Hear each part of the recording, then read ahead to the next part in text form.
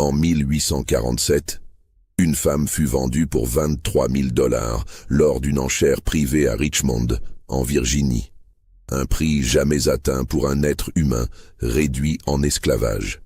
Mais ce n'était ni sa beauté, ni sa force, ni ses talents qui justifiaient cette somme vertigineuse. C'était un secret qu'elle portait, gravé dans sa mémoire. Un secret que 3 hommes parmi les plus puissants de Virginie étaient prêts à payer n'importe quel prix pour obtenir ou détruire à jamais. Avant de poursuivre cette histoire troublante, abonnez-vous à la chaîne et dites-nous en commentaire de quelle ville vous nous écoutez en ce moment. Votre présence compte pour nous. La Virginie des années 1840 représentait le cœur battant de l'économie esclavagiste américaine. Richmond, sa capitale, abritait le plus grand marché aux esclaves du Sud, où transitaient chaque année des milliers d'êtres humains arrachés à leurs familles, vendus comme du bétail. Les maisons de courtage s'alignaient le long de la rue principale, leurs façades austères dissimulant les cages et les chaînes qui retenaient la marchandise humaine en attente de transactions.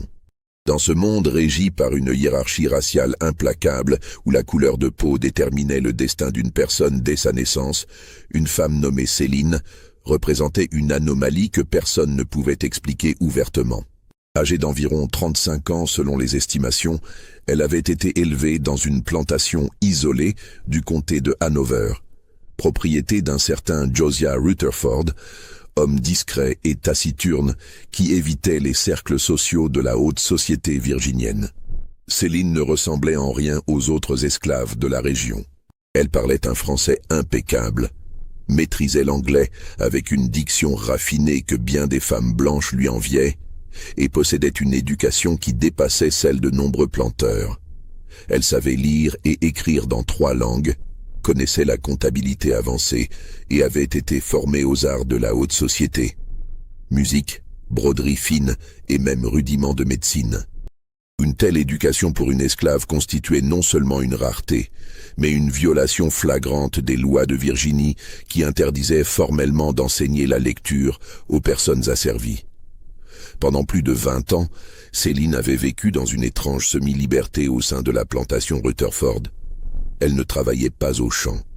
Elle ne portait pas les vêtements grossiers des esclaves ordinaires. Elle occupait une petite maison séparée près de la demeure principale, un privilège inouï qui alimentait les rumeurs parmi les domestiques et les planteurs voisins. Certains murmuraient qu'elle était la maîtresse de Josiah, bien que personne n'ait jamais observé de familiarité particulière entre eux.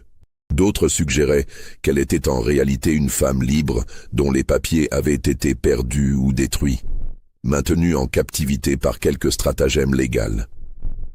La vérité, comme souvent, était bien plus complexe et infiniment plus sombre. Josiah Rutherford menait une existence retirée, refusant les invitations au bal et aux réceptions qui rythmaient la vie sociale de la classe plantocratique. Sa plantation, bien que prospère grâce à la culture du tabac, fonctionnait avec un minimum d'esclaves, environ 15 hommes et femmes qui entretenaient les champs et la maison principale. Josiah passait l'essentiel de son temps enfermé dans son bureau, penché sur des registres et des documents qu'il gardait sous clé dans un coffre-fort de fabrication britannique. Les rares visiteurs qui franchissaient le seuil de sa demeure remarquaient invariablement 2 choses. Premièrement, l'absence totale de portraits de famille ou de tout élément décoratif personnel. Deuxièmement, la présence constante de Céline qui circulait dans la maison avec une aisance qui semblait déplacée pour une femme de son statut légal. Elle servait le thé avec des gestes précis, participait parfois aux conversations si on lui adressait directement la parole, et se retirait avec une dignité tranquille qui mettait mal à l'aise ceux qui croyaient connaître l'ordre naturel des choses. Cette situation précaire allait brutalement prendre fin à l'automne 1846. Le 23 octobre 1846, Josiah Rutherford fut retrouvé mort dans son bureau, effondré sur sa table de travail.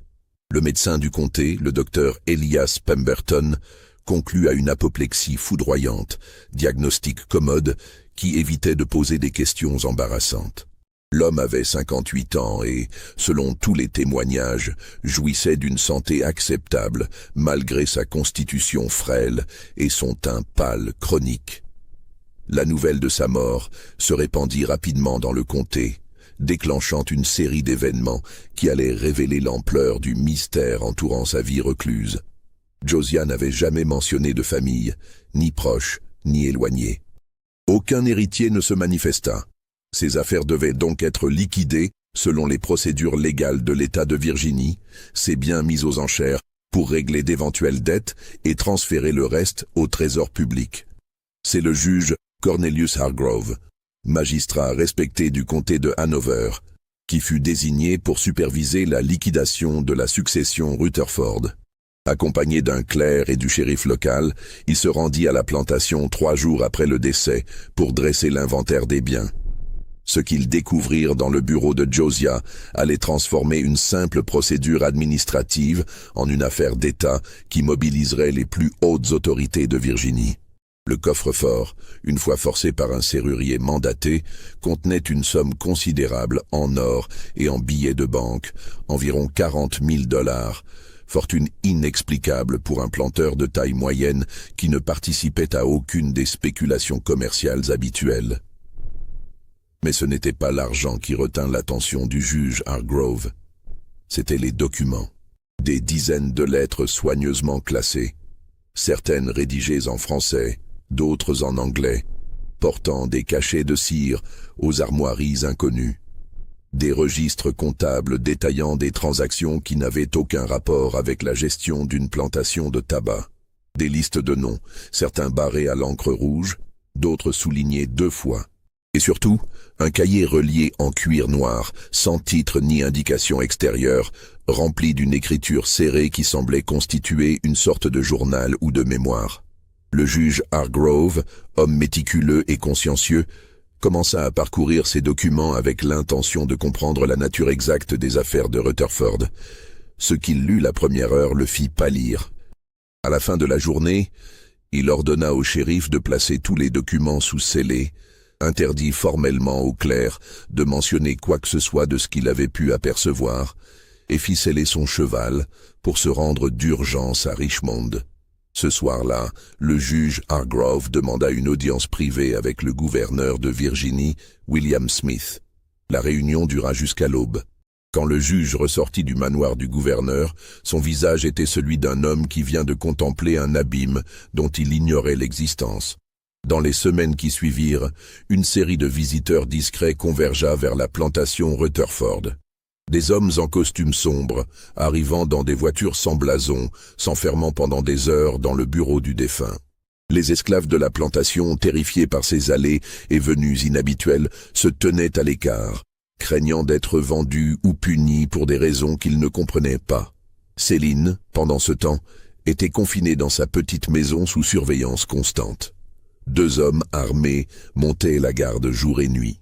Elle ne recevait aucune explication, aucune information sur son sort futur. Les domestiques qui lui apportaient ses repas remarquaient qu'elle ne semblait ni surprise ni effrayée par cette situation. Elle attendait, avec une patience qui suggérait qu'elle savait exactement ce qui allait se passer. Pour comprendre pourquoi Céline représentait un danger si considérable qu'elle nécessitait une surveillance armée, il faut remonter 27 ans en arrière, à l'année 1819, dans les derniers jours du commerce légal des esclaves en Amérique.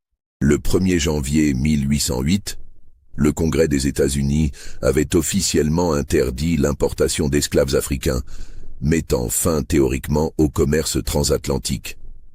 Mais cette loi, comme tant d'autres, était contournée par ceux qui avaient les moyens et les connexions nécessaires. Des réseaux clandestins continuaient d'acheminer des captifs depuis l'Afrique et les Caraïbes, utilisant des ports isolés, des intermédiaires corrompus et une bureaucratie complaisante. En 1819, un navire français nommé la Méduse partit de Saint-Domingue, l'actuel Haïti, transportant une cargaison officielle de rhum et de sucre. Officieusement, la cale du navire abritait 18 personnes, hommes, femmes et enfants, destinés à être vendus illégalement sur le sol américain. Parmi ces captifs se trouvait une jeune femme d'environ 8 ans qui serait plus tard connue sous le nom de Céline. Ce qui rendait ce groupe particulier, ce n'était pas leur origine africaine, mais leur provenance immédiate. Ils venaient tous de plantations haïtiennes, survivants de la Révolution qui avait renversé l'ordre colonial et établi la première république noire indépendante. Certains étaient des domestiques de maisons de maîtres français qui avaient fui l'île en catastrophe. D'autres étaient des enfants d'union mixte, métis dont le teint clair ne les avait pas protégés du chaos révolutionnaire. La jeune Céline était l'un de ces enfants. Sa mère avait été la gouvernante d'une famille de planteurs français fortunés. Son père, selon les rumeurs recueillies plus tard, aurait été le fils de cette même famille, bien qu'aucun document n'ait jamais confirmé cette filiation. Quand la révolution haïtienne avait atteint son paroxysme, la famille française avait tenté de fuir vers Cuba, emmenant avec eux quelques domestiques fidèles. Mais le navire avait été intercepté par des corsaires qui n'avaient aucun scrupule à vendre tous les passagers, blancs ou noirs, à qui offrirait le meilleur prix. La Méduse accosta discrètement dans une crique isolée de la côte virginienne en mars 1819. Les 18 captifs furent rapidement dispersés vers différentes destinations, leurs identités effacées, leurs histoires enterrées. La jeune Céline fut achetée par un intermédiaire qui la revendit quelques jours plus tard à Josiah Rutherford pour une somme que les registres secrets révéleraient plus tard. $300, prix extraordinaire pour une enfant de cet âge. Mais Josiah Rutherford n'avait pas acquis Céline pour en faire une domestique ordinaire. Il avait un usage très spécifique en tête, un usage qui expliquait pourquoi il la traiterait avec tant de précaution pendant plus de 20 ans. Josiah Rutherford n'était pas simplement un planteur. Il était ce qu'on appelait dans les cercles discrets un gardien de secret, un homme dont la fonction réelle consistait à préserver des informations compromettantes pour le compte de personnages puissants. Sa plantation isolée servait de coffre-fort humain, un lieu où des documents sensibles, des preuves embarrassantes et des témoins gênants pouvaient être gardés à l'abri des regards indiscrets. La jeune Céline, à son arrivée chez Rutherford, parlait couramment français et créole haïtien. Elle avait été éduquée par sa mère selon les standards de la haute société française, compétences rares et précieuses. Mais surtout, elle avait vécu dans la maison d'une famille qui avait participé à des événements que beaucoup de personnes influentes préféraient avoir oubliés. Josiah comprit immédiatement le potentiel de cet enfant. Au lieu de l'utiliser comme domestique, il poursuivit son éducation, engageant discrètement des tuteurs, lui enseignant l'anglais, les mathématiques, la comptabilité. Il la forma également à une compétence très particulière, la mémoire absolue. Céline apprit à mémoriser des pages entières de textes, des listes de noms, des dates, des montants, tous les détails minutieux qui composaient les secrets que Rutherford gardait pour ses clients. Car c'était là le véritable génie et la terrifiante dangerosité du système établi par Josiah Rutherford. Les documents compromettants qu'on lui confiait, il ne les conservait pas indéfiniment sous forme écrite. Il les faisait mémoriser par Céline, puis détruisait les originaux. Ainsi, les preuves n'existaient plus sur papier, vulnérables au vol ou à la découverte accidentelle. Elles existaient uniquement dans l'esprit d'une femme légalement réduite en esclavage, sans droit, sans voix, incapable de témoigner devant un tribunal. C'était un système d'une perversité absolue. Utiliser le statut d'esclave, qui niait toute humanité légale, comme le coffre-fort le plus sûr jamais conçu. Pendant 20 ans, Céline avait ainsi accumulé dans sa mémoire un catalogue de secrets qui impliquait certaines des familles les plus respectées de Virginie et au-delà.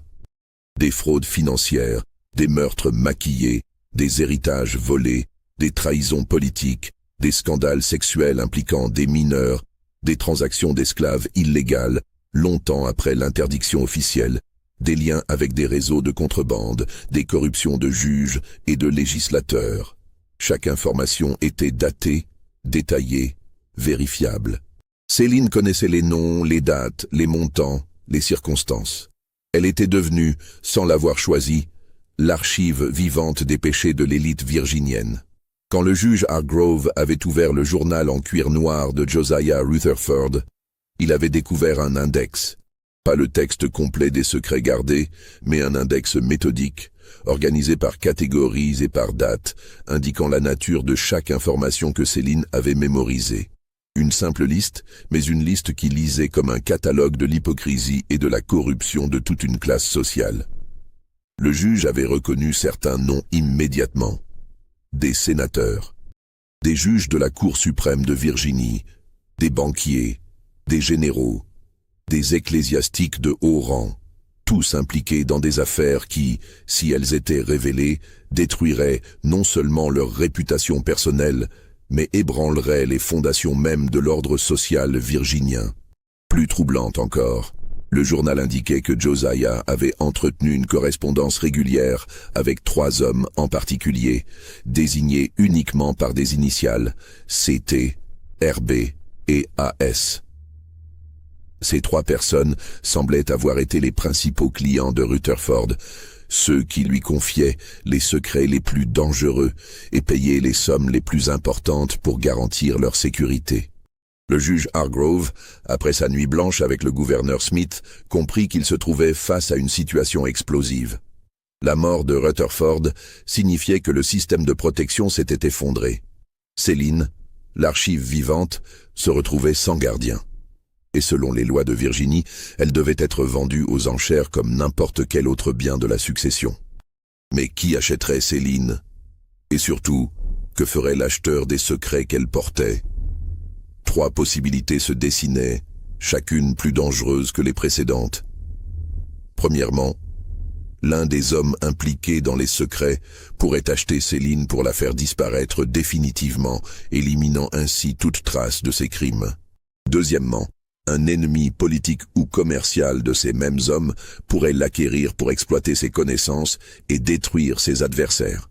Troisièmement, et c'était le scénario le plus cauchemardesque, Céline pourrait être achetée par quelqu'un qui comprendrait la valeur marchande de ses secrets et établirait un système de chantage à grande échelle.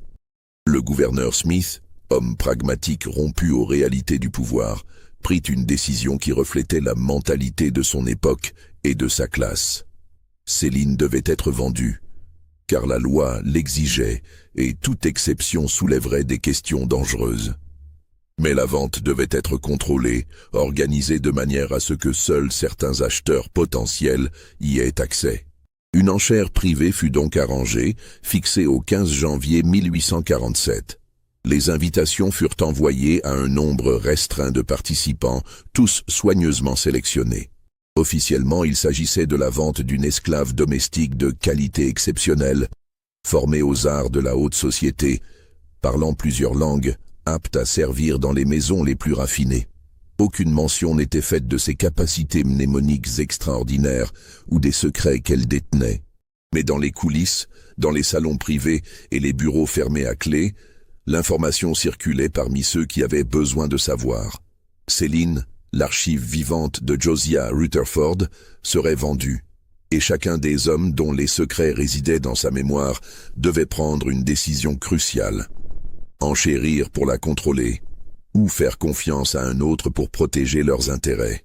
Les semaines précédant l'enchère furent marquées par une activité fébrile dans les cercles du pouvoir virginien. Des messagers circulaient entre Richmond et les plantations isolées. Des réunions discrètes se tenaient dans des clubs privés. De l'argent changeait de main, des alliances se formaient et se défaisaient. Pendant ce temps, Céline demeurait dans sa petite maison sous surveillance constante. Les gardes avaient reçu des instructions strictes. Personne ne devait lui parler, personne ne devait tenter de lui soutirer des informations. Elle était nourrie, ses besoins essentiels étaient satisfaits, mais elle vivait dans un isolement total. Pourtant, ceux qui l'observaient remarquaient quelque chose d'étrange dans son comportement. Elle ne montrait aucun signe de peur ou d'anxiété. Elle passait ses journées à lire, à coudre, à se promener dans le petit jardin adjacent à sa maison. Parfois, les gardes la voyaient écrire dans un cahier, puis arracher les pages et les brûler dans la cheminée.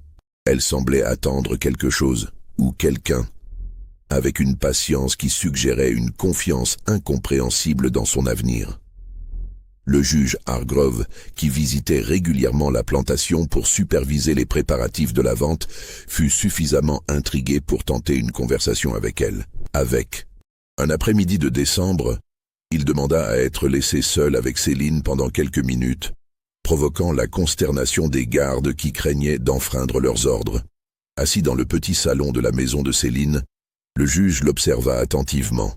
Elle lui servit du thé avec des gestes posés, puis s'assit en face de lui, les mains croisées sur ses genoux, attendant qu'il parle. « Vous comprenez ce qui va se passer, je suppose » commença le juge, mal à l'aise face à cette femme dont la dignité tranquille contrastait si violemment avec son statut légal. « Parfaitement » répondit Céline dans un anglais sans accent. « Je vais être vendue. C'est la loi. Vous ne semblez pas inquiète. » Un léger sourire passa sur les lèvres de Céline. « L'inquiétude ne changerait rien à mon sort, monsieur le juge. J'ai appris il y a longtemps à accepter ce que je ne peux pas contrôler. » Le juge Hargrove se pencha en avant. « Monsieur Rutherford vous a confié des informations d'une nature très sensible, des secrets qui concernent des hommes puissants. Ces hommes sont préoccupés par votre situation. »« Ils ont raison de l'être, » dit Céline calmement. « Vous comprenez que l'homme qui vous achètera voudra certainement s'assurer que ses secrets restent secrets. Sans aucun doute, cela pourrait signifier... » Le juge hésita, cherchant ses mots. « Cela pourrait signifier qu'on vous demandera de les oublier. » Céline rit doucement, un son sans humour. « Les oublier, monsieur le juge. Monsieur Rutherford m'a formé pendant 20 ans à ne jamais rien oublier. Ces informations sont tissées dans la trame même de mon esprit. Je ne pourrais pas les oublier même si je le voulais. Et croyez-moi, il y a des nuits où je le souhaiterais ardemment. » Le juge se leva, troublé par cette conversation. « Alors que suggérez-vous » Céline le regarda droit dans les yeux. « Je suggère que les hommes qui viendront à cette enchère réfléchissent très soigneusement à ce qu'ils font. Parce que acheter quelqu'un ne signifie pas contrôler ce qu'il sait. Et tuer quelqu'un pour protéger un secret ne fonctionne que si cette personne est la seule à détenir ce secret. » Ces mots, prononcés avec un calme absolu, glacèrent le sang du juge Hargrove. Il quitta la maison sans ajouter un mot, mais son rapport au gouverneur Smith ce soir-là mentionnait une phrase qui serait répétée dans les réunions secrètes des jours suivants. « Cette femme sait quelque chose que nous ne savons pas. » Les derniers jours précédant l'enchère furent marqués par une série d'événements inquiétants qui suggéraient que la situation échappait au contrôle des autorités. Le 3 janvier 1847, un incendie se déclara mystérieusement dans les archives du comté de Hanover, détruisant plusieurs registres concernant les transactions d'esclaves des 20 dernières années. L'enquête conclut à un accident, une lampe à huile renversée par négligence. Mais le timing était trop parfait pour être une coïncidence. Le 7 janvier, un clerc travaillant pour le juge Hargrove disparut. Il avait été l'un des rares à avoir aperçu certains des documents trouvés dans le coffre de Rutherford. Son corps fut retrouvé 3 jours plus tard, dans les eaux de la rivière James. Le coroner détermina qu'il s'agissait d'une noyade accidentelle, l'homme ayant probablement glissé sur la berge boueuse alors qu'il était ivre. Personne ne mentionna que le clerc était un abstinent notoire qui n'avait jamais touché une goutte d'alcool de sa vie. Le 12 janvier, 3 jours avant l'enchère prévue, un visiteur inattendu se présenta à la plantation Rutherford. C'était un homme âgé, vêtu de noir, voyageant dans une voiture sans marque distinctive. Il demanda à voir Céline et présenta au juge Hargrove, présent ce jour-là, une lettre scellée portant le cachet du gouverneur de Virginie. La lettre autorisait cet homme, identifié uniquement comme Monsieur T, à s'entretenir en privé avec Céline pendant 1 heure maximum, sous surveillance mais hors de portée d'oreille. Le juge Hargrove, bien qu'irrité de cette intrusion dans ses prérogatives, ne pouvait ignorer un ordre direct du gouverneur. Céline reçut Monsieur T dans son petit salon. Les gardes se postèrent à la porte, assez proches pour intervenir en cas d'urgence, mais trop éloignés pour entendre la conversation. Pendant 53 minutes, les 2 personnes parlèrent à voix basse. Parfois, Monsieur T semblait poser des questions auxquelles Céline répondait après une brève réflexion. D'autres fois, c'était Céline qui parlait longuement pendant que son visiteur prenait des notes dans un petit carnet. Quand la rencontre prit fin, Monsieur T quitta la plantation sans faire de commentaires au juge Hargrove. Mais son visage, selon le témoignage des gardes, était celui d'un homme qui venait d'apprendre quelque chose qui bouleversait toutes ses certitudes. Le soir même, le juge Hargrove tenta de questionner Céline sur cette entrevue. Elle refusa poliment mais fermement de révéler quoi que ce soit sur leur conversation. Monsieur T avait l'autorisation du gouverneur, dit-elle simplement. Mes paroles lui appartenaient pendant cette heure, pas à vous. Cette réponse prononcée avec une assurance qui dépassait largement ce qu'on attendait d'une esclave, troubla profondément le juge. Pour la première fois, il se demanda si les hommes qui avaient organisé cette vente avaient vraiment compris à qui ils avaient affaire. La veille de l'enchère, le 14 janvier, une rumeur commença à circuler parmi les domestiques et les esclaves de Richmond. Selon cette rumeur, Céline n'était pas qu'une simple détentrice de secrets. Elle aurait également caché quelque part, peut-être dans la plantation Rutherford, peut-être ailleurs, des documents physiques qui corroboraient tout ce qu'elle savait. Une sorte d'assurance-vie, une garantie que même sa mort ne suffirait pas à enterrer les vérités qu'elle portait. Cette rumeur n'avait aucune source vérifiable. Personne ne pouvait dire d'où elle venait, ni comment elle s'était propagée si rapidement. Mais son effet fut immédiat et dévastateur. Les hommes qui avaient prévu d'enchérir pour éliminer Céline durent reconsidérer leur stratégie. Si elle avait effectivement créé une telle sauvegarde, la tuer ne servirait à rien. Il faudrait d'abord localiser ces documents hypothétiques. Le juge Hargrove ordonna une fouille approfondie de la maison de Céline et de toute la plantation Rutherford. Pendant toute la journée du 14 janvier, des hommes examinèrent chaque recoin, sondèrent les murs, creusèrent dans le jardin, inspectèrent les dépendances. Ils ne trouvèrent rien, pas un seul document, pas une seule cachette. Quand on lui demanda directement si elle avait caché des papiers quelque part, Céline répondit avec un sourire énigmatique. « Vous êtes libre de chercher autant que vous voulez, mais posez-vous cette question. Même si je vous disais la vérité, me croiriez-vous » Donc, si cette histoire vous donne des frissons, n'hésitez pas à laisser un like et à nous dire en commentaire ce que vous pensez qu'il va se passer. Qui achètera Céline ? Et surtout, que va-t-il advenir des secrets qu'elle détient ? Le 15 janvier 1847, par une matinée glaciale où le ciel gris semblait peser sur Richmond comme un couvercle de plomb, l'enchère la plus étrange de l'histoire de la Virginie eut lieu dans une salle privée de l'hôtel Exchange, établissement réputé qui accueillait habituellement les transactions commerciales les plus importantes de la capitale.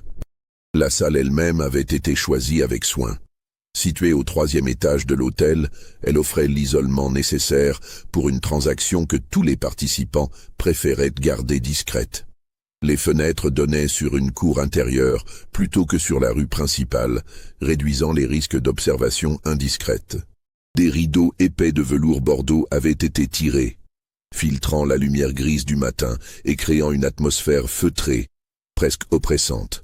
18 hommes étaient présents, tous blancs, tous richement vêtus dans les costumes sombres qui caractérisaient les gentilshommes de l'époque.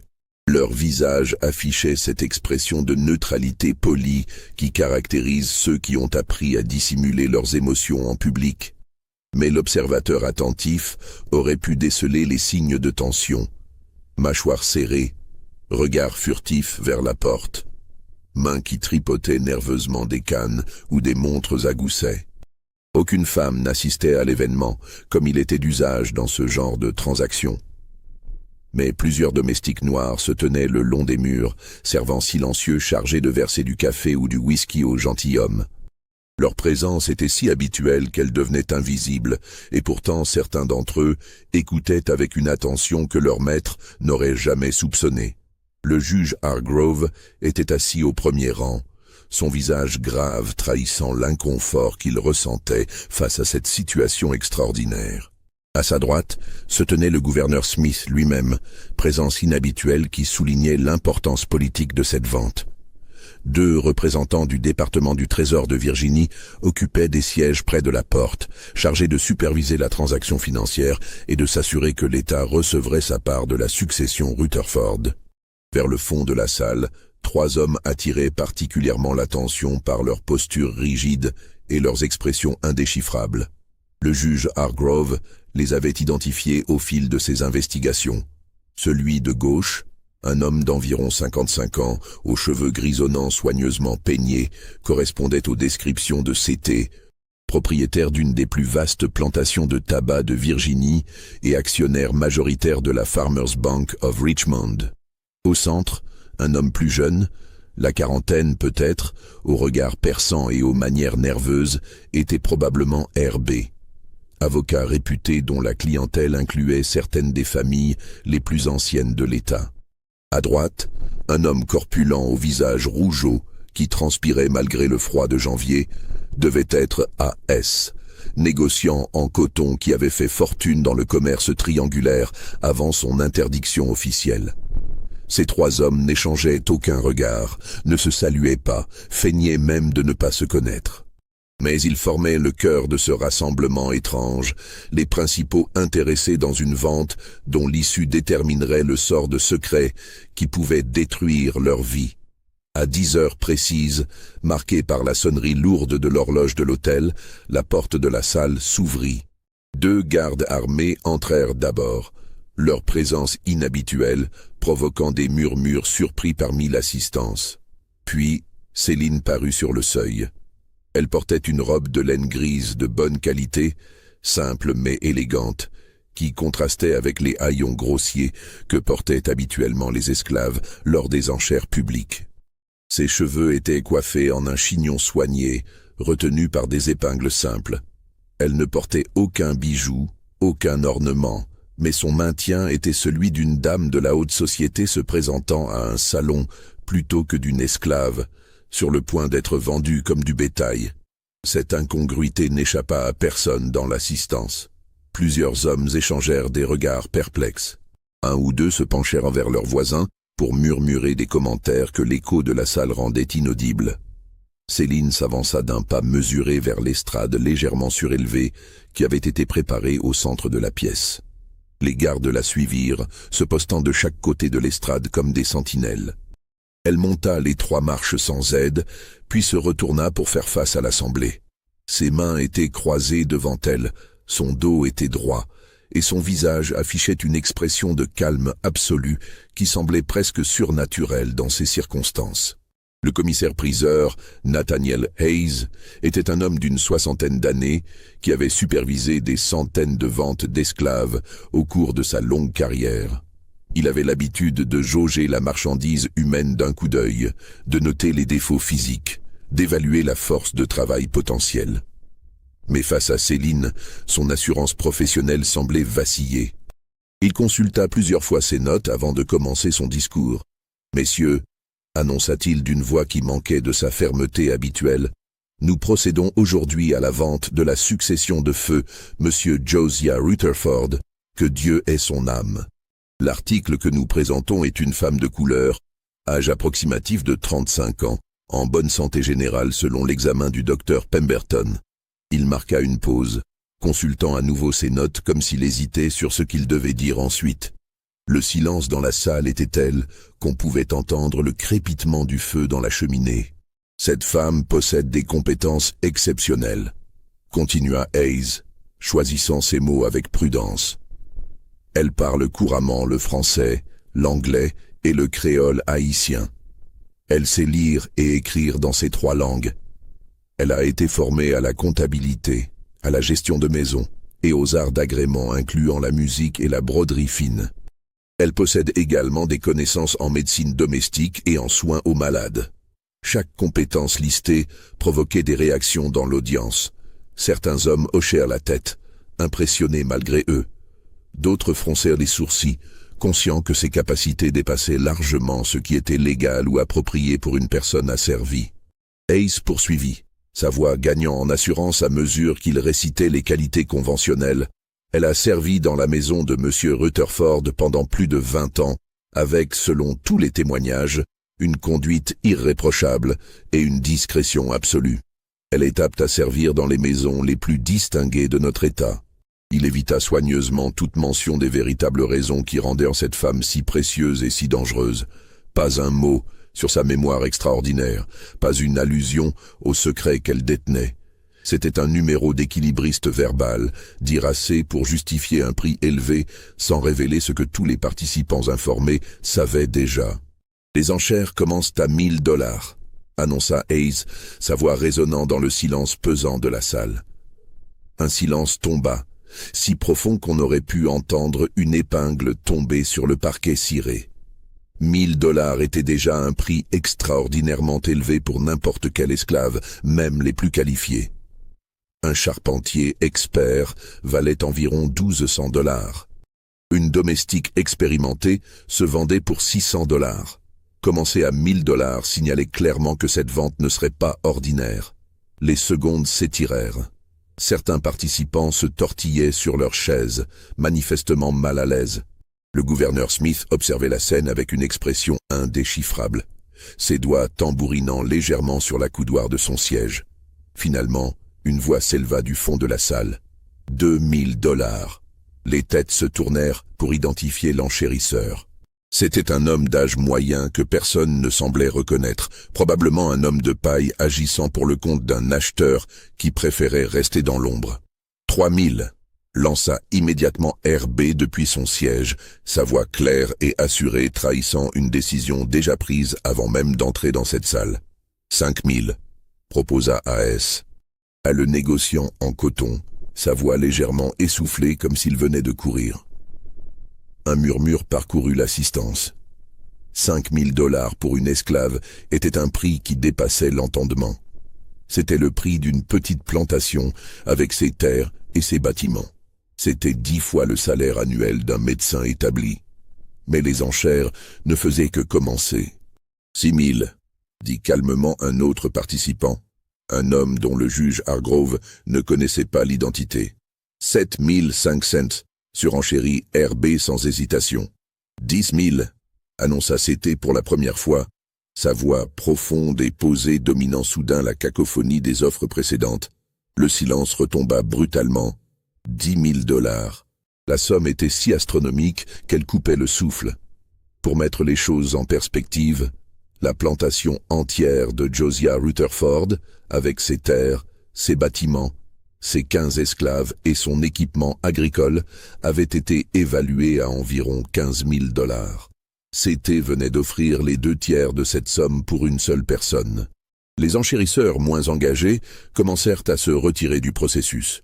L'homme de paille qui avait ouvert les enchères à 2000 $ restait silencieux, apparemment ayant atteint la limite de son mandat. D'autres participants, qui étaient venus peut-être par curiosité ou dans l'espoir d'une affaire, réalisaient maintenant qu'ils assistaient à quelque chose qui les dépassait complètement.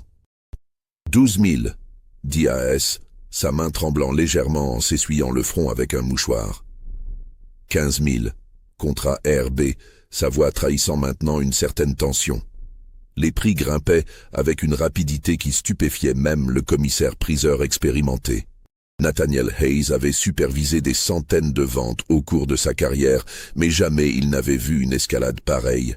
Il lançait les prix d'une voix de plus en plus mécanique, comme s'il était dépassé par les événements qu'il était censé contrôler. Céline, pendant tout ce temps, demeurait immobile sur son estrade. Elle ne montrait aucune réaction aux sommes vertigineuses qui étaient prononcées, aucun signe de peur ou d'espoir. Son visage était un masque de sérénité qui contrastait violemment avec la tension palpable qui régnait dans la salle. Ses yeux parcouraient lentement l'assemblée, s'arrêtant parfois quelques secondes sur un visage particulier, comme si elle lisait dans les pensées des hommes qui débattaient de son prix. Plusieurs participants la regardaient avec une fascination mêlée d'effroi. Il y avait quelque chose de profondément dérangeant dans son calme, dans sa dignité tranquille face à une situation qui aurait dû l'humilier et la terrifier. C'était comme si elle n'était pas vraiment l'objet de cette transaction, mais plutôt une spectatrice détachée, observant un spectacle dont elle connaissait déjà l'issue. 18 000 $, déclara soudain CT. et sa voix résonnant dans un silence soudain et total. Un murmure collectif parcourut l'assistance, un mélange de stupéfaction et d'incrédulité. 18 000 $. Cette somme dépassait l'entendement, brisait toutes les normes connues du marché des esclaves.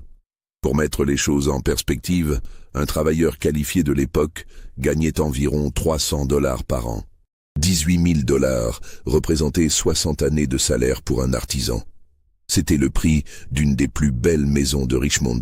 C'était une fortune qui aurait pu assurer le confort d'une famille pendant plusieurs générations. Le gouverneur Smith se pencha en avant sur son siège, son visage trahissant pour la première fois une émotion, l'étonnement pur et simple. Le juge Hargrove ferma brièvement les yeux, comme s'il priait pour que cette folie prenne fin. Le silence qui suivit était si profond qu'on pouvait entendre le tic-tac de l'horloge murale et le bruissement des vêtements des participants qui changeaient nerveusement de position. Les autres enchérisseurs semblaient hésiter, calculant mentalement s'ils pouvaient ou voulaient aller plus loin. A.S. était devenu livide, son visage normalement rougeaud ayant pris une teinte cendreuse. R.B. regardait fixement C.T. comme s'il essayait de déchiffrer les intentions de son concurrent. 20 000, lança finalement R.B., sa voix trahissant maintenant une détermination désespérée. Un autre murmure parcourut la salle. Certains hommes secouaient la tête, incrédules. D'autres échangeaient des regards entendus, comme s'ils comprenaient enfin l'ampleur de ce qui était vraiment en jeu dans cette vente. C.T. se leva lentement de son siège. Le mouvement attira tous les regards vers lui. Il était grand, avec une prestance naturelle que l'âge n'avait pas diminué. Ses cheveux gris étaient soigneusement peignés en arrière, ses vêtements de qualité irréprochables. Mais c'était son regard qui captivait l'attention. Des yeux perçants qui ne révélaient rien de ses pensées. 2 poings froids et calculateurs qui semblaient peser chaque élément de la situation. Il se tourna vers Céline sur son estrade. Pendant un long moment, ils se regardèrent en silence, 2 adversaires qui se jaugeaient avant un combat décisif. Puis, C.T. reporta son attention sur le commissaire-priseur. 23 000 $, dit-il d'une voix calme et définitive. C'est mon offre finale. Le silence qui suivit était différent des précédents. Ce n'était plus l'hésitation de ceux qui calculaient s'ils devaient enchérir davantage. C'était le silence de ceux qui réalisaient qu'ils venaient d'atteindre une limite, un point au-delà duquel il serait folie de s'aventurer. R.B. et A.S. échangèrent un bref regard. Quelque chose passa entre eux, une communication silencieuse qui semblait sceller une décision commune. Ni l'un ni l'autre ne relança l'enchère. Le commissaire-priseur Hayes, retrouvant enfin sa voix professionnelle après le choc de cette somme extraordinaire, annonça d'un ton solennel. 23 000 $ enchère de monsieur. Il consulta ses notes pour le nom d'emprunt utilisé par C.T. Monsieur Charles Thompson. Y a-t-il d'autres offres? 23 000 $ une fois. Il marqua une pause, son regard parcourant la salle, donnant une dernière chance aux enchérisseurs potentiels. 23 000 $ 2 fois. Le silence était assourdissant. Personne ne bougeait. Plusieurs hommes retenaient visiblement leur souffle. 23 000 $ 3 fois. Ace leva son marteau, prêt à conclure la vente la plus extraordinaire de sa carrière. C'est à ce moment précis que quelque chose d'extraordinaire se produisit. Céline, qui était restée silencieuse et immobile pendant toute la durée de l'enchère, prit soudain la parole. Sa voix était claire, posée, et portait dans toute la salle sans qu'elle ait besoin de hausser le ton. « Messieurs, dit-elle d'abord en français, puis répétant en anglais, je crois qu'il est de mon devoir de vous informer de certains faits avant que cette vente ne se conclue. » Le commissaire-priseur, choqué par cette violation flagrante du protocole, faillit laisser tomber son marteau. « Silence !» aboya-t-il, son visage devenant cramoisi. « Vous n'avez pas l'autorisation de parler. C'est un outrage aux procédures de cette vente. » Plusieurs hommes dans l'assistance se levèrent d'un bond, indignés par cette transgression inacceptable. Une esclave qui prenait la parole pendant sa propre vente, qui s'adressait directement aux hommes blancs présents sans y avoir été invitée, C'était une violation si grave des conventions sociales que certains participants semblaient ne même pas savoir comment réagir. Mais avant que le chaos ne s'installe complètement, Cété leva une main impérieuse. « Laissez-la parler », ordonna-t-il sèchement, sa voix coupant court à toutes les protestations. Le gouverneur Smith, après une brève hésitation, hocha la tête en signe d'acquiescement. Le commissaire-priseur, pris entre l'indignation et la prudence, se tut. Céline hocha la tête en remerciement vers Cété, un geste d'une politesse incongrue dans ces circonstances, puis elle continua. « Vous êtes ici aujourd'hui parce que vous croyez qu'en m'achetant, vous achèterez le silence. Vous pensez que je suis un problème qui peut être résolu par l'argent ou, si nécessaire, par des moyens plus définitifs. » Elle marqua une pause, son regard parcourant lentement l'assemblée. Plusieurs hommes détournèrent les yeux, incapables de soutenir son regard direct et pénétrant. « Mais vous vous trompez tous, » poursuivit-elle, sa voix gagnant en force. « Monsieur Rutherford m'a effectivement formé à mémoriser vos secrets. Pendant 20 ans, j'ai accumulé dans mon esprit un catalogue de vos crimes, de vos trahisons, de vos corruptions. Je connais les dates, les noms, les montants, les circonstances. Je sais qui a tué qui a volé quoi, qui a trahi qui. Je suis devenu, sans l'avoir choisi, l'archive vivante de vos péchés. » Des protestations indignées fusèrent de plusieurs côtés de la salle. « C'est un scandale !» s'écria quelqu'un. « Elle ment !» hurla un autre. « Faites-la taire immédiatement. » Mais Céline continua, imperturbable. « Mais Monsieur Rutherford m'a également enseigné autre chose, à me protéger. Vous voyez, il savait qu'il allait mourir. Son cœur le trahissait depuis des mois. Nous avons eu le temps, lui et moi, de prendre certaines dispositions. » Elle laissa ces mots résonner dans la salle, puis reprit. « Avant sa mort, dont j'ai été informé 3 jours avant qu'elle ne survienne, car il avait prévu avec précision quand son cœur céderait définitivement, nous avons créé un système de protection. J'ai confié à 3 personnes différentes, dans 3 villes différentes de cet État, des parties de ce que je sais. Ces 3 personnes ne se connaissent pas entre elles. Elles ignorent même l'identité les unes des autres. Un homme dans l'assistance se leva brusquement, son visage déformé par la rage et la peur. « C'est une ruse !» cria-t-il. « Elle bluffe, elle invente tout cela pour se protéger. » Céline tourna son regard vers lui.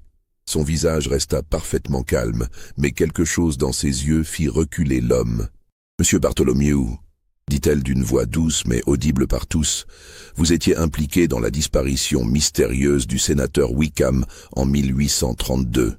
Le sénateur avait découvert votre participation dans un réseau de contrebande d'esclaves depuis Cuba. Il vous a confronté le 17 septembre de cette année, dans votre bureau de Williamsburg. Vous l'avez frappé avec un tisonnier en cuivre. Son corps a été jeté dans la rivière York, lesté de pierres. 3 témoins ont été payés pour confirmer qu'il s'était noyé accidentellement après avoir bu. Voulez-vous que je continue? Ici, devant tous ces témoins? » L'homme appelé Bartholomew devint livide. Ses jambes semblèrent se dérober sous lui, et il se rassit brutalement, son corps secoué de tremblements. Personne dans la salle ne parlait plus. Le silence était devenu absolu, total, écrasant. Céline reprit, s'adressant maintenant à l'ensemble de l'assemblée.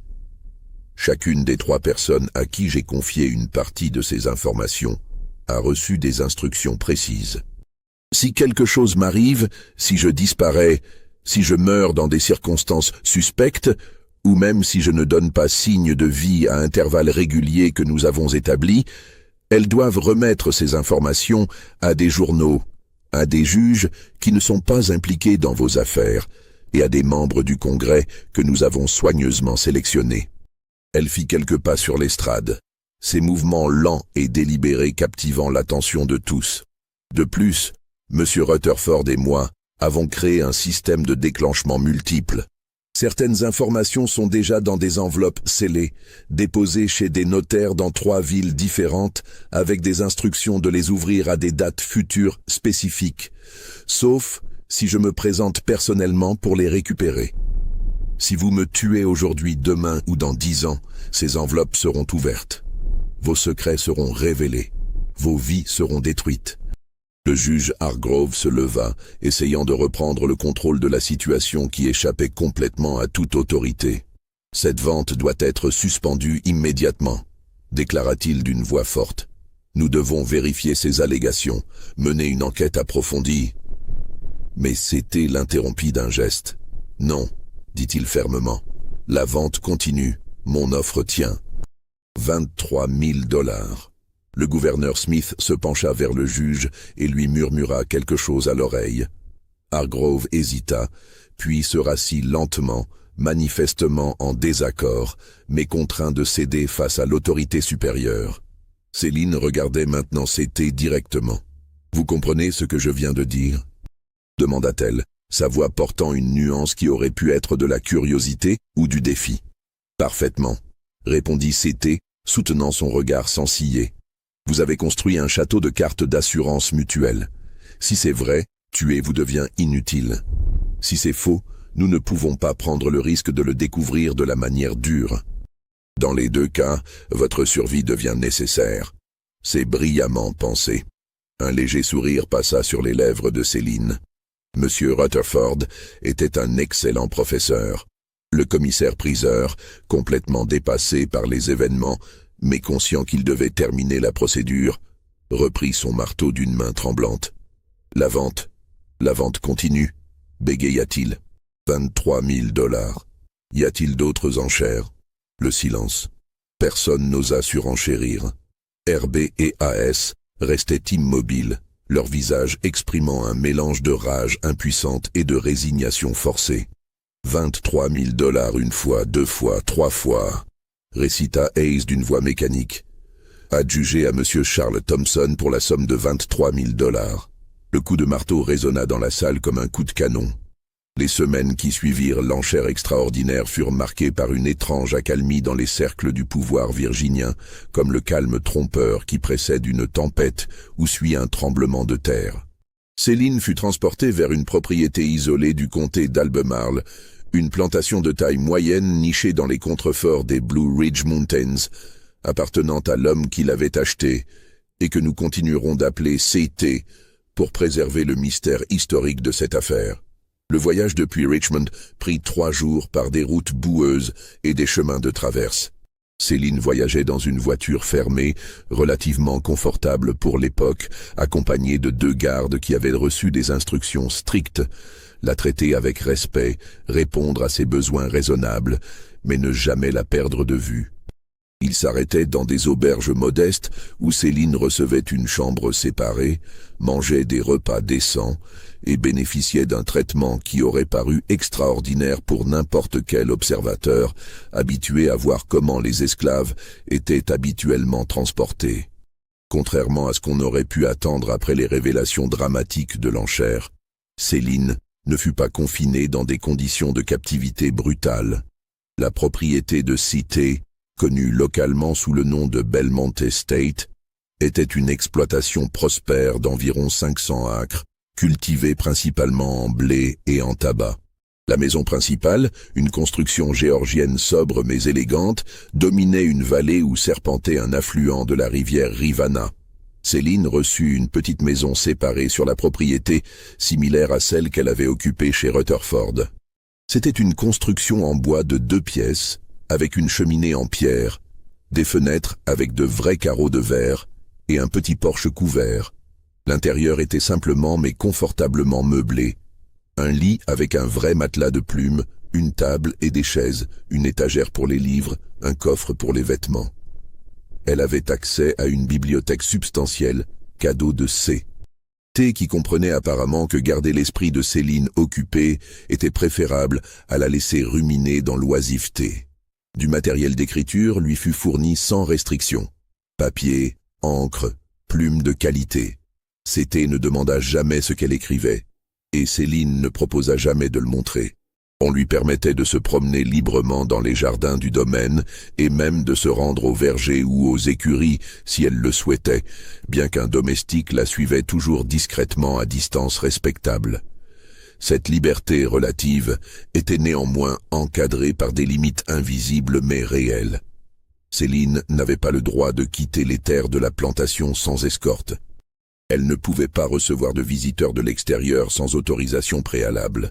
Sa correspondance, si elle en écrivait, passait par CT qui se réservait le droit de la lire avant l'envoi. C'était une cage dorée, certes, mais une cage néanmoins. La relation qui s'établit entre Céline et CT, au cours des premiers mois, fut d'une nature difficile à catégoriser. Ce n'était pas celle d'un maître et de son esclave, dans le sens conventionnel. Ce n'était pas non plus celle d'égaux, car la loi et la société rendaient cela impossible. C'était plutôt une forme de coexistence stratégique, une reconnaissance mutuelle de pouvoir et de vulnérabilité. CT, dont le vrai nom était Caleb Thornton, était un homme complexe qui défie les catégorisations simples. Propriétaire d'esclaves comme tous les planteurs de son rang et de son époque, il n'était pas particulièrement cruel selon les standards de son temps. Mais il n'était certainement pas un abolitionniste. Il croyait en l'ordre social établi, en la hiérarchie raciale, en son droit de propriété sur d'autres êtres humains. Mais il était aussi un homme d'une intelligence considérable qui comprenait les nuances du pouvoir mieux que la plupart de ses pairs. La première véritable conversation entre Céline et Caleb eut lieu une semaine après son arrivée à Belmont Estate. Caleb l'invita à prendre le thé dans le salon de la maison principale, geste d'une familiarité choquante que les domestiques observèrent avec des regards sidérés. Ils s'assirent face à face, une table basse entre eux chargée de porcelaine fine et de pâtisserie.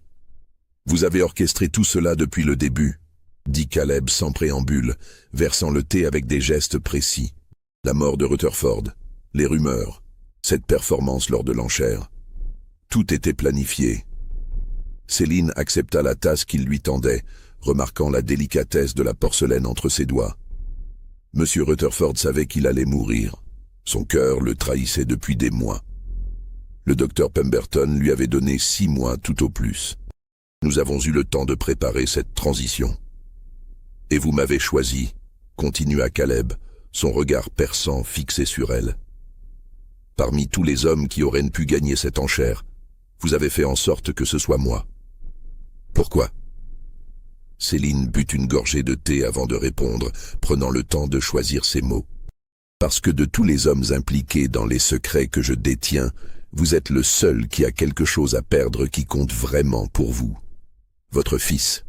Votre réputation familiale. Les autres ne se soucient que d'argent et de pouvoir, choses qu'ils peuvent toujours reconstruire d'une manière ou d'une autre. Mais vous, monsieur Thornton, vous avez une faiblesse que je peux comprendre et respecter. Vous tenez à votre héritage familial plus qu'à votre propre vie. » Caleb se raidit visiblement. « Vous connaissez mon nom. »« J'ai toujours connu votre nom, » répondit Céline calmement. Monsieur Rutherford gardait des secrets pour vous depuis 15 ans. Je sais ce que vous avez fait en 1834. Je sais pourquoi vous l'avez fait. Et je sais que si cette information était révélée, votre fils serait ruiné avant même d'avoir commencé sa vie d'adulte. Le visage de Caleb devint un masque de pierre. Vous me menacez? Dans ma propre maison? Non, dit Céline, posant sa tasse avec un léger tintement. Je vous explique pourquoi nous pouvons coexister.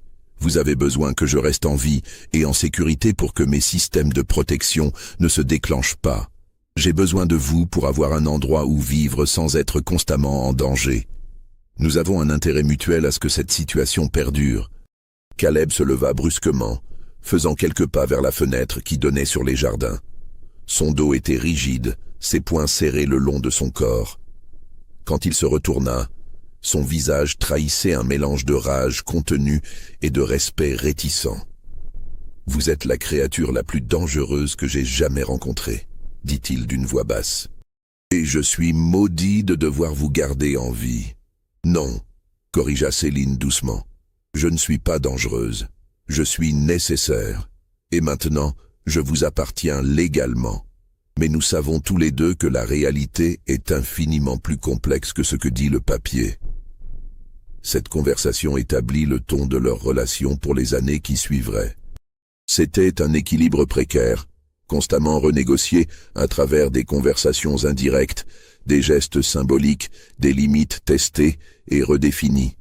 Au cours des années qui suivirent, des incidents curieux se produisirent parmi les familles et les personnalités impliquées dans les secrets que Céline détenait. Ces événements, pris individuellement, pouvaient sembler être de simples coïncidences. Mais leur accumulation suggérait un schéma plus sombre. En 1848, un juge connu pour avoir accepté des pots de vin pour acquitter des propriétaires d'esclaves accusés de meurtre prit soudainement une retraite anticipée. Il cita des raisons de santé, bien que personne n'eût remarqué de maladie particulière. Il se retira dans une petite propriété rurale et n'apparut plus jamais dans les cercles du pouvoir. Sa famille rapporta qu'il avait reçu une lettre, qu'il l'avait lue en privé, puis qu'il était resté enfermé dans son bureau pendant 2 jours avant d'annoncer sa décision. En 1850, un banquier qui avait bâti sa fortune sur des transactions d'esclaves illégales, longtemps après l'interdiction officielle, fit une donation massive et inexplicable de $10 000 à une société abolitionniste du Massachusetts. L'acte stupéfia son entourage et provoqua un scandale considérable dans les cercles esclavagistes de Richmond. L'homme refusa de s'expliquer, disant simplement qu'il suivait les conseils de sa conscience. 3 mois plus tard, il vendit toutes ses propriétés en Virginie et déménagea avec sa famille dans l'Ohio, État libre. En 1852, un homme politique ambitieux qui aspirait au poste de gouverneur de Virginie et qui était le favori dans une élection qu'il était pratiquement certain de remporter, retira mystérieusement sa candidature 2 semaines avant le vote. Il prétexta des raisons familiales qui nécessitaient toute son attention. Des rumeurs circulèrent selon lesquelles il avait reçu la visite d'un messager inconnu, qu'il s'était entretenu pendant 1 heure et qu'il avait annoncé sa décision le soir même. L'homme quitta ensuite la politique et ne fut plus jamais vu en public. En 1855, un négociant en coton particulièrement prospère, qui avait des liens documentés avec des réseaux de contrebande d'esclaves cubains, fut retrouvé mort dans son bureau. Le coroner conclut à un suicide par empoisonnement à l'arsenic. Une lettre fut découverte près de son corps, dans laquelle il confessait ses crimes et exprimait des remords pour les souffrances qu'il avait causées. Cette lettre fut publiée dans plusieurs journaux, ruinant la réputation de sa famille et forçant la saisie de ses biens pour dédommager certaines de ses victimes. Ces événements n'étaient peut-être que des coïncidences. Ou peut-être était-il le résultat de suggestions discrètes, de lettres anonymes dont le contenu était suffisamment précis et vérifiable pour terroriser leurs destinataires, de conversations privées où certaines informations étaient partagées pour encourager des changements de comportement drastiques. Céline ne commenta jamais ces incidents. Caleb, qui lisait les journaux avec une attention particulière, ne posa jamais de questions directes. Mais parfois, lors de leurs rares conversations, un regard passait entre eux, une compréhension tacite que le monde changeait d'une manière que personne d'autre ne pouvait totalement comprendre. La vie de Céline à Belmont Estate prit une routine étrange. Elle passait ses matinées à lire et à écrire. Ses après-midi étaient consacrés à de longues promenades dans les jardins ou dans la campagne environnante, toujours accompagnée discrètement d'un domestique. Ses soirées, elle les passait souvent seule, à la lumière d'une lampe à huile, penchée sur ses écrits personnels. Car Céline avait commencé un projet qui occuperait les dernières années de sa vie. Elle écrivait son histoire, non pas les secrets qu'elle détenait sur les autres, car cela aurait violé l'équilibre délicat qu'elle avait établi, mais sa propre histoire. L'enfance en Haïti dans une maison coloniale où elle servait le thé à des planteurs français, tout en écoutant sa mère raconter des histoires en créole. Le voyage cauchemardesque sur la Méduse, où elle avait été entassée dans une cale sombre, avec d'autres captifs, son arrivée en Virginie et sa vente à Josiah Rutherford. Elle écrivait sur les années de formation avec Rutherford, sur la manière dont il l'avait transformée en une archive vivante, sur le processus psychologique complexe d'absorption et de mémorisation de secrets qui ne la concernaient pas mais qui définissaient néanmoins son existence entière. Elle décrivait les nuits où elle ne pouvait pas dormir hantée par les crimes dont elle portait la mémoire. Elle parlait de la solitude absolue d'être la seule personne à connaître certaines vérités, incapable de les partager, forcée de les porter comme un fardeau invisible. Ses écrits furent découverts après sa mort par la fille de Caleb Thornton, une jeune femme nommée Sarah, qui avait développé une amitié inhabituelle avec Céline au cours des dernières années de sa vie. Sarah avait 17 ans quand Céline était arrivée à Belmont Estate. Elle avait été élevée dans la conviction absolue de la supériorité raciale blanche, dans l'acceptation non questionnée de l'esclavage comme ordre naturel des choses. Mais Sarah était également une jeune femme intelligente et curieuse, éduquée par des tuteurs privés, lectrice vorace de romans et de poésie. La présence de Céline à Belmont Estate l'intriguait profondément. Comment une femme légalement esclave pouvait-elle parler avec tant d'éloquence? Comment pouvait-elle connaître 3 langues quand Sarah elle-même peinait avec son français? Comment pouvait-elle comprendre des concepts philosophiques complexes dont elle discutait parfois lors de promenades dans le jardin? Au fil des années, contre toutes les conventions sociales et malgré la désapprobation discrète mais évidente de Caleb, Sarah et Céline développèrent une relation qui transcendait les catégories établies. Ce n'était pas exactement de l'amitié dans le sens conventionnel, car l'inégalité fondamentale de leur position rendait cela impossible.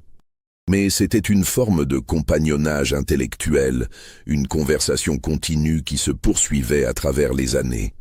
Sarah posait des questions que personne dans son entourage n'avait jamais encouragée à poser. Qu'est-ce que cela faisait d'être esclave? Comment Céline supportait-elle de connaître tous ses secrets sur des hommes puissants? Croyait-elle qu'un jour les choses changeraient? Avait-elle peur de mourir? Céline répondait avec une honnêteté qui était à la fois généreuse et calculée. Elle comprenait que Sarah représentait peut-être une opportunité de transmettre quelque chose d'important à la génération suivante. À travers leur conversation, elle plantait des graines de doute sur l'ordre établi, des questions sur la justice et l'humanité qui germaient lentement dans l'esprit de la jeune femme. En 1860, quand les tensions entre le Nord et le Sud atteignirent un point de rupture et que la guerre civile devint inévitable, Sarah avait 27 ans. Elle s'était mariée mais était restée à Belmont Estate avec son mari, un jeune planteur de la région. Céline avait alors environ 49 ans selon les estimations, sa santé commençant à décliner. C'est pendant cette période troublée, quand le monde qu'ils avaient tous connu semblait sur le point de s'effondrer, que Céline confia ses manuscrits à Sarah. Un après-midi d'automne, dans la petite maison où Céline vivait depuis 13 ans, elle tendit à la jeune femme une boîte en bois contenant des centaines de pages soigneusement écrites. « C'est mon histoire », dit Céline simplement. « Pas les secrets que je garde pour votre père et pour les autres, juste mon histoire. Lisez-la quand je ne serai plus là, et décidez ce que vous voulez en faire. » Sarah prit la boîte avec des mains tremblantes. « Pourquoi moi ?» demanda-t-elle, sa voix à peine audible. « Parce que vous êtes la seule personne que j'ai rencontrée dans ce monde qui a le courage de regarder la vérité en face sans se détourner, » répondit Céline. « Et parce que le monde change. La guerre arrive, l'ordre ancien va s'effondrer. Il faudra des gens comme vous pour construire quelque chose de meilleur sur ces ruines. » Céline vécut jusqu'en 1863, mourant à l'âge d'environ 52 ans, pendant l'été où la guerre de sécession faisait rage et où l'émancipation commençait à transformer le Sud. Elle mourut de pneumonie après avoir contracté une fièvre qu'elle n'avait pas la force de combattre. Caleb Thornton, qui avait maintenant 70 ans, était à son chevet quand elle rendit son dernier souffle. Selon le témoignage de Sarah, qui était également présente, les derniers mots de Céline furent prononcés en français, la langue de son enfance. « Enfin je suis libre ». Puis, après une pause, elle ajouta en anglais regardant Caleb, « Vos secrets meurent avec moi ». Caleb ferma les yeux de Céline avec une douceur qui surprit Sarah. « Que Dieu ait pitié de ton âme », murmura-t-il, « et de la mienne ». Céline fut enterrée dans un coin reculé du cimetière familial de Belmont Estate. Honneur extraordinaire pour une esclave. Une simple pierre tombale fut placée, portant seulement son prénom et une date approximative. Aucun nom de famille, car légalement elle n'en avait pas. Aucune épitaphe, car que pouvait-on écrire qui résumerait une vie si complexe et si tragique? Sarah lut les manuscrits de Céline pendant l'hiver suivant, enfermée dans sa chambre pendant des journées entières. Ce qu'elle découvrit bouleversa les fondations mêmes de sa compréhension du monde. Elle apprit l'horreur vécue par sa mère adoptive intellectuelle, la perversité du système qui avait transformé un être humain en coffre-fort vivant, l'hypocrisie absolue des hommes qui proclamaient la supériorité morale du Sud tout en commettant les crimes les plus vils. En 1864, après la mort de son mari tué lors de la bataille de Cold Harbor, Sarah prit une décision qui horrifia son père et la société dans laquelle elle vivait. Elle utilisa l'héritage que son mari lui avait laissé pour établir une station sûre sur le chemin de fer clandestin. Le réseau qui aidait les esclaves à fuir vers les États libres du Nord. Belmont Estate devint, pendant les derniers mois de la guerre, un refuge pour des dizaines d'esclaves en fuite. Sarah coordonnait leur passage avec des abolitionnistes du Nord, fournissait nourriture et vêtements, organisait leur transport vers la prochaine station. Caleb, maintenant âgé et en déclin, ne pouvait ou ne voulait pas l'arrêter. Peut-être comprenait-il, dans ces derniers jours, que le monde qu'il avait connu et défendu était en train de mourir de toute façon. Certains historiens suggèrent que Sarah Thornton fut l'une des figures importantes du chemin de fer clandestin en Virginie centrale, bien que son identité réelle n'ait jamais été confirmée avec certitude dans les archives. Les documents officiels de cette période sont fragmentaires, beaucoup ayant été détruits pendant les derniers jours chaotiques de la Confédération. Ce qui est certain, c'est que Sarah survécut à la guerre et à l'émancipation. Elle vécut jusqu'en 1890, consacrant le reste de sa vie à l'éducation des anciens esclaves et à la défense de leurs droits civiques pendant la période tumultueuse de la Reconstruction. Elle ne se remaria jamais, n'eut jamais d'enfant. Belmont Estate fut vendu après sa mort, ses biens liquidés, sa fortune dispersée. Quant aux manuscrits de Céline, leur destin reste un mystère. Sarah ne les publia jamais de son vivant. Aucune copie ne fut jamais trouvée dans les archives familiales ou publiques. Soit elle les détruisit, considérant qu'ils étaient trop dangereux même après la mort de tous les hommes impliqués dans les secrets. Soit elle les cacha quelque part, espérant peut-être qu'ils seraient découverts par une génération future qui pourrait les comprendre et les apprécier. Mais l'élément le plus troublant de cette histoire, la question qui hante encore ceux qui s'y intéressent, reste celle-ci. Céline avait-elle vraiment créé ce système de sauvegarde qu'elle avait décrit lors de l'enchère? Les enveloppes scellées, les 3 personnes dans 3 villes différentes, les notaires avec leurs instructions temporisées, tout cela existait-il réellement?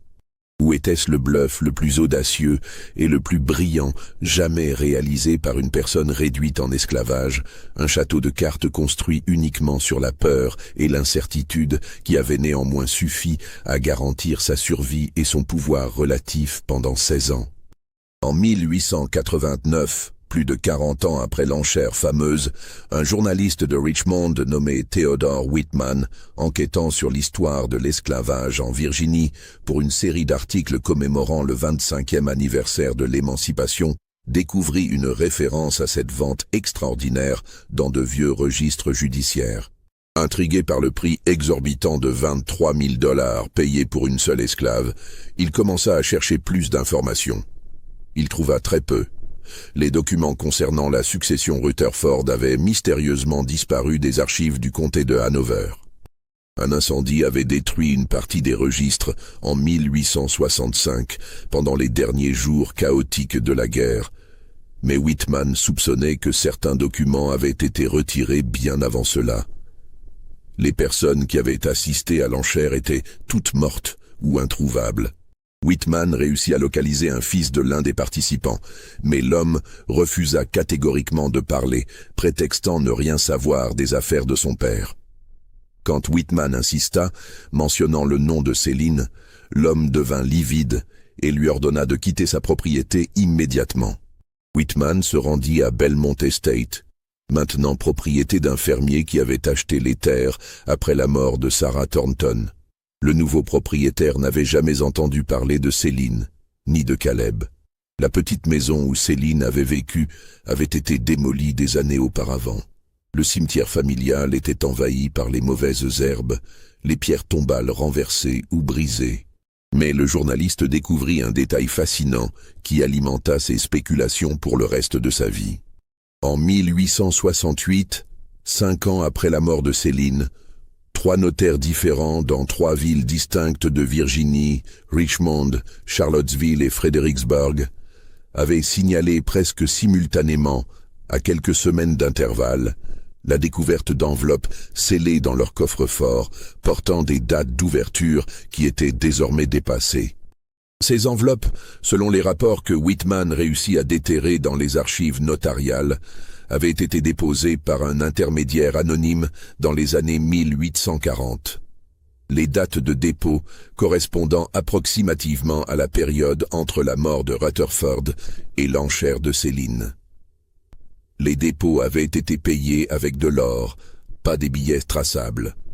Aucune instruction n'avait été laissée concernant l'identité du déposant. Les notaires, perplexes devant ces documents dont personne ne réclamait l'ouverture ou la récupération, et considérant qu'après tant d'années leur contenu n'avait probablement plus aucune pertinence, avaient finalement décidé de les détruire sans les lire. C'était la procédure standard pour les documents abandonnés après une période prolongée. Avaient-ils détruit les secrets de Céline? Ou ces enveloppes étaient-elles vides, simple élément d'un bluff magistral qui avait fonctionné au-delà de toute espérance? Les notaires, ayant brûlé les enveloppes sans regarder leur contenu, ne pouvaient fournir aucune réponse. Whitman, frustré par l'impossibilité de vérifier cette information cruciale, tenta une dernière approche. Il rechercha des descendants de Caleb Thornton, espérant que des papiers familiaux pourraient éclairer le mystère. Il découvrit que la lignée Thornton s'était éteinte avec Sarah, qui n'avait pas eu d'enfant. Tous les papiers de la famille avaient été dispersés ou détruits. Après des mois de recherches infructueuses, Whitman abandonna son enquête. Mais dans son article final sur le sujet, publié dans le Richmond Times-Dispatch en février 1890, il écrivit un passage qui résume parfaitement le mystère de cette affaire. Dans l'histoire de l'esclavage en Virginie, il y a des questions auxquelles nous ne connaîtrons jamais les réponses. L'histoire de la femme connue seulement sous le nom de Céline, vendue pour la somme astronomique de 23 000 $ en 1847, restera probablement à jamais enveloppée de mystère. Était-elle vraiment l'archive vivante de secrets terribles? Avait-elle construit un système ingénieux pour se protéger? Ou était-elle simplement une femme extraordinairement intelligente qui avait compris comment manipuler la peur et la cupidité des hommes puissants? Peut-être est-ce mieux ainsi. Certains secrets sont trop lourds pour être portés par la mémoire collective, même longtemps après que ceux qui les ont créés ont disparu. Et peut-être que la plus grande victoire de Céline n'était pas d'avoir survécu, mais d'avoir laissé derrière elle un mystère qui continue de nous interroger sur la nature du pouvoir, de la mémoire et de la justice. Car au fond, ce qui compte n'est pas de savoir si ces enveloppes contenaient vraiment des secrets ou si elles étaient vides. Ce qui compte, c'est qu'elle ait réussi pendant 16 ans à vivre selon ses propres termes dans un monde qui niait son humanité même.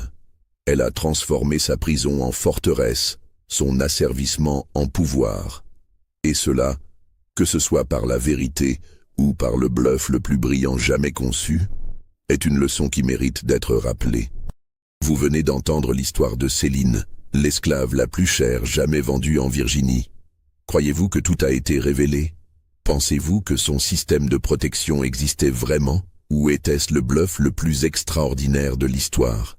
Les enveloppes détruites par les notaires contenaient-elles vraiment les secrets qui auraient pu faire tomber l'élite virginienne, ou étaient-elles vides, simple élément d'une performance psychologique magistrale?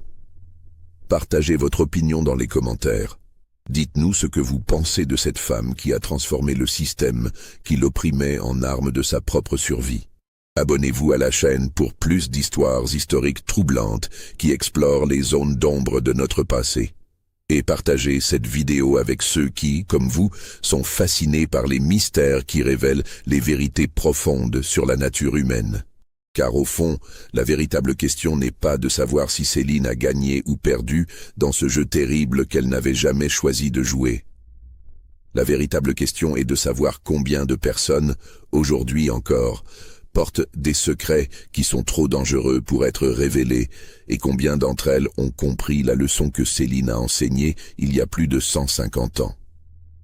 Le pouvoir ne réside pas dans la force, ni même dans la vérité elle-même, mais dans ce que les autres croient que vous savez et dans votre capacité à les faire douter de leur propre certitude.